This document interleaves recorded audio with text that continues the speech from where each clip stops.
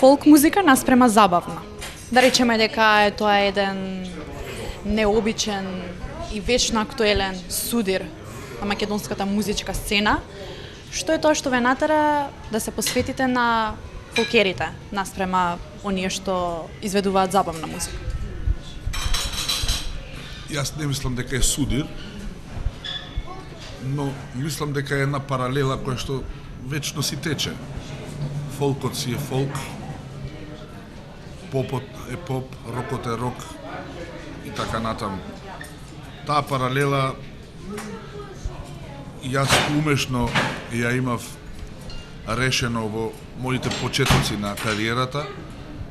Нешто и во овие моменти работам и за забавната сцена, така да не можам да речам дека сум само на фолкот, но точно е вашата констатација дека сум повеќе присутен во фолкот, затоа што во овој момент мислам дека е поисплатлив, бидејќи јас сум комерцијален и мојата идеологија околу музиката, освен уметничка и комерцијална, јас се определив за фолкот, бидејќи мислам и тврдам дека во фолкот има повеќе пари. Рековте дека фолк музиката е поисплатлива од оној бизнис аспект и секако оние кои што се одлучуваат да изведуваат таа музика. Што се случува со оние од забавната сфера? Па видите, забавната сфера има одредени сегменти од кои што фолк сферата може да учи. Тие точки се околу подобрата организација во концертната дејност, видеопродукциите работат на едно повисоко ниво, но сепак пазарот за нивните производи е многу помал него за производите на фолк сцената. Така да... Зошто е тоа така? Дали сметате дека македонската јавност повеќе бара фолк отколку забавна музика? Па имено затоа реков дека јас се определив за пазарот. Тоа е за комерцијата. Единствено нешто што може да ве направи успешен е пазарот. Се друго е филозофија, се друго е илузија. Значи, пазарот кажува колку сте успешен или не сте успешен. Пазарот кажува кој сте и што сте. Вие можете да имате мислење за себе дека сте Квинси Джонс, но пазарот ќе ви каже кој сте. Затоа, пазарот кажува кој на која позиција е, вклучително и на сцената. Фолк сцената е на таа позиција на која што заслужува да е, врз основа на пазарните вредности. Што кажува пазарот во моментов на нашата? И од кога јас сум роден во овие скоро 50 на години, значи кажува дека фолк сцената не во Македонија, него и во целиот Балкан е на многу повисоко ниво. Ако сакате примери, и детално можам да ви објаснам. Дали мислите дека тие последици варираат поради тоа што нашиот пазар допушта да се да привлечат музичари од балканскиот простор? Не варираат. Никако не варираат. Фолк сцената е секогаш доминантна врз основа на забавната сцена. Но зборувам и овде и секаде на Балканот. Мислам и се надевам дека мислите за пенетрацијата на тугиот фолк, не тугиот, да речем странскиот фолк, посебно од север и од запад, од исток, што зазедоа големо место во Македонија. Тоа е и показател дека Македонија има потреба за фолк.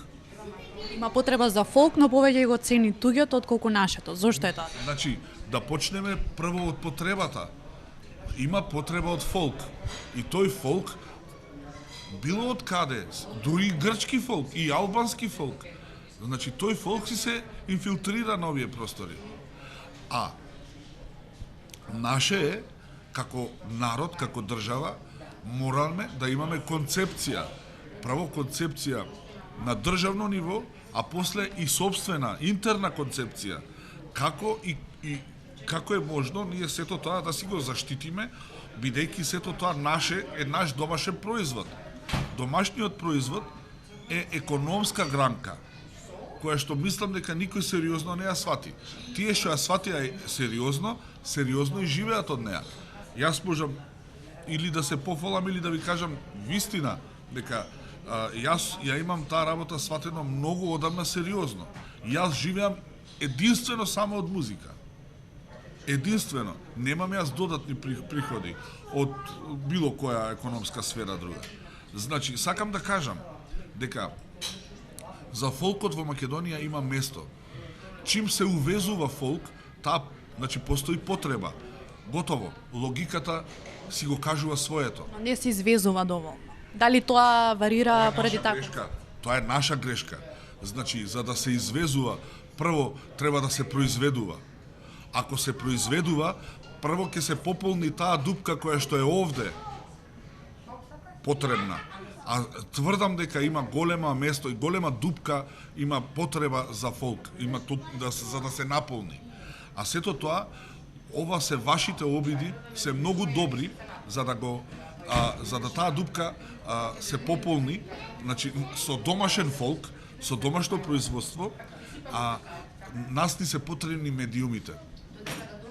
Ова што го правите вие сега, го поддржувам 1000, милиарда посто го поддржувам, затоа што ние без вас не можеме. Нас ни се потребни медиуми, нас ни се потребни новинари кои што ќе работат, уредници кои што ќе работат на овие сфери. Само така може да се подобри ситуацијата, да прво ние ја задоволиме нашата сцена, па после ќе извезуваме. Затоа што тие сцени кои што нас ни извезуваат, тие ги имаат пополнето сите гапови кај себе си.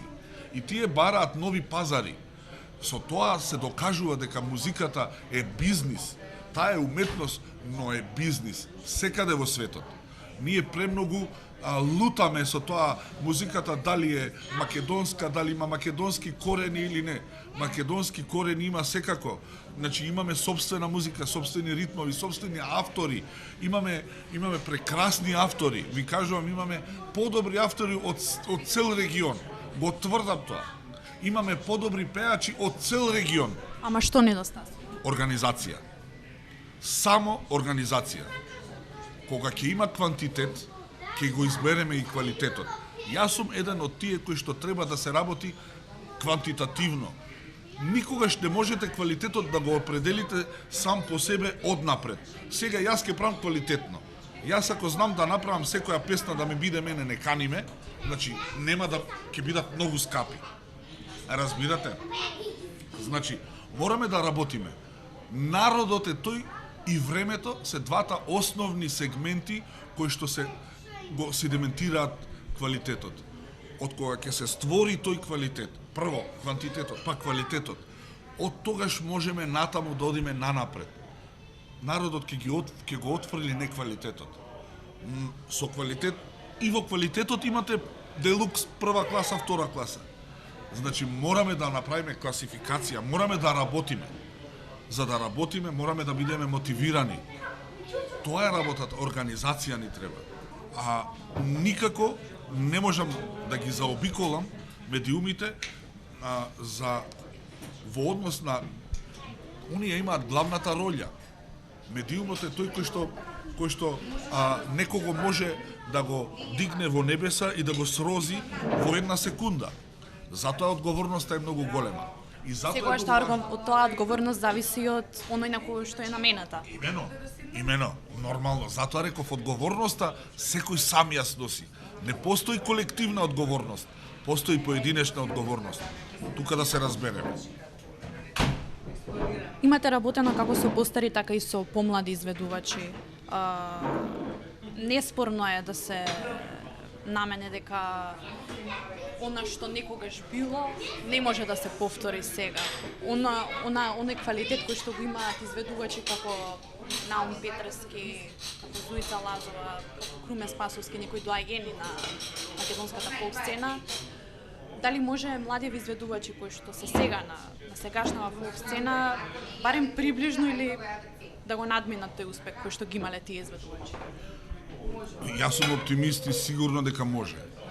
Но Овие што ги напоменавте, посебно Зуица и Наум, се уште активни и ден денес тврдам дека уште можат да ги зголемат своите позиции. Тврдам. Затоа што тоа се воредни и извонредни гласови. Потребна е, значи, само работа и песна. Тоа двајцата го имаат како капацитет и тука сме најасно. Во однос на новите,